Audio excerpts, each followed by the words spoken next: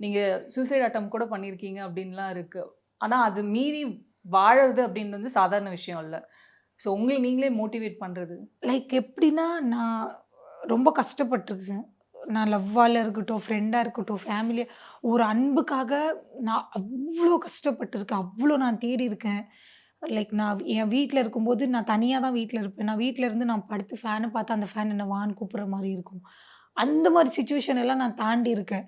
ஒரு கட்டத்துக்கு மேல எதுவுமே வேணாம். எனக்கு நான் போதும். நான் ஏன் சாகணும்?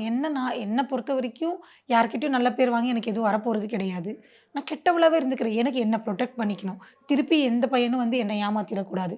கெட்ட வார்த்தை பேசுவோம், கோவப்படுவோம், ம். சண்டை போடுவோம். என்ன வேணா பண்ணுவோம். லவ் பண்ணக்கூடாது. நம்மகிட்ட ஒருத்தவங்க நெருங்கி வராங்களான்னா, அவங்கள தள்ளி வச்சுரணும். அதுக்காக நம்ம என்ன எடுக்கணும் அத எடு. நீங்க அப்சர்வ் பண்ணியிருப்பீங்க. இதே பிக் பாஸ்ல வந்து என்கிட்ட லவ்வு இல்ல வேற மாரி யாராச்சும் பழகி நீங்க பார்த்தீங்களா? இல்ல. ஃப்ரெண்டா பழகலாம். அண்ணனா பழகலாம். தம்பியா பழகலாம். ஈஸியா பழகுவேன். அந்த மாரி ஒரு ல லவ்வு அந்த மாரி ஒரு தாட்ல பழகுறாங்கன்னா, நான் வெலகி வச்சுருவேன். எனக்கு புரியுது. அது வேண்டாம் அப்படின்னு ம். தோணும்.